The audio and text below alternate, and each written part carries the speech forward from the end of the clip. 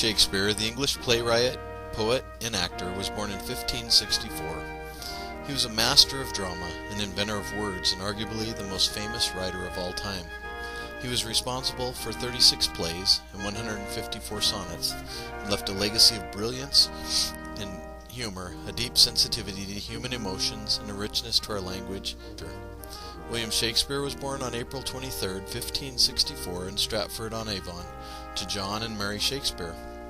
His father, a glover and shopkeeper, rose to local prominence and some wealth, owning several homes, including the home on Henley Street where William spent his early years. According to Nicholas Rowe, Shakespeare attended a grammar school called a free school, where he most likely studied Latin, grammar, and the classic writers such as Plautus, Ovid, and Seneca. On November 27, 1582, at the age of 18, Shakespeare married Anne Hathaway, a woman to senior. Evidence exists that it was a hasty marriage, as the marriage bans were read only once, and their first child, Susanna, was born on May 26, 1583, only 6 months later. Susanna was followed 2 years later by twins, Hamnet and Judith, who were baptized in Stratford Church on February 2, 1585. During what have been called the 7 dark years from 1585 to 1592, Shakespeare's activities are fairly unknown. It has been theorized that he made his way to London and entered the theatrical world, while other evidence suggests that he may have been a schoolmaster or schoolmaster assistant. Local historians believe that the bard may have spent 3 years of his early life in Titchfield, a village outside Southampton, but due to lack of evidence, it is not known how Shakespeare got his start in theatre. Evidence of Shakespeare's life shows up first in 1593, when Richard Field, a prosperous acquaintance in London, published Venus and Adonis, a long narrative poem. The next year printed The Rape of Lucrece, and some point out that Shakespeare turned to poetry during this time, as theaters were closed due to the plague. Other mentions of Shakespeare come in the form of literary attacks on his work, all of which suggest that his success was envied by a rival, Robert Greene. By 1594, when the plague was over, theatrical companies were permitted to act, and Shakespeare became a member of Lord Chamberlain's company. From 1594 to 1603, he prospered as an actor and writer for Lord Chamberlain's men, and became the principal playwright of the company. Tragedy struck for the Shakespeares in 1596 on the death of their only son Hamnet, who was 11 years old.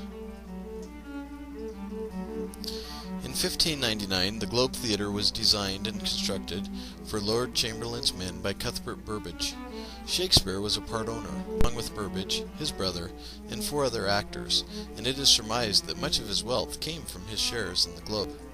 Shakespeare spent 25 of his 52 years living and working as a dramatist and actor in London, while maintaining his home and family in Stratford. Shakespeare died on his 52nd birthday in 1616. During these short 52 years, Shakespeare had a major influence on the English language. Many of the phrases and words thought to originate from the Bible can actually be attributed to Shakespeare. In the invention of 1,700 words, he changed nouns to verbs, verbs to adjectives, and connected words never before used together.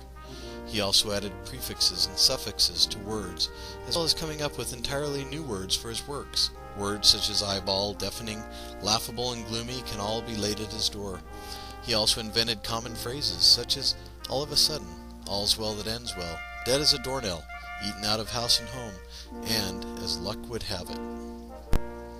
Shakespeare's plays can be divided into histories such as Richard III, comedies such as A Midsummer Night's Dream, and tragedies such as Romeo and Juliet. Romeo and Juliet, from Act 2. O Romeo, Romeo, wherefore art thou Romeo? Deny thee, father, and refuse the name. Or if thou wilt not, be but sworn me love, and I'll no longer be a Capulet. Shall I hear more, or shall I speak at this? 'Tis but the name that is me enemy. Thou art the self, though not a Montague.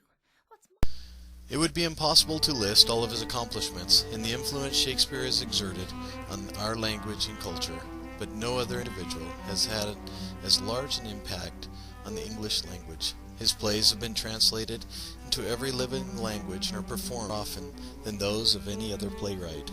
Shakespeare's contemporary Ben Jonson said it well. He was not of an age, but for all time.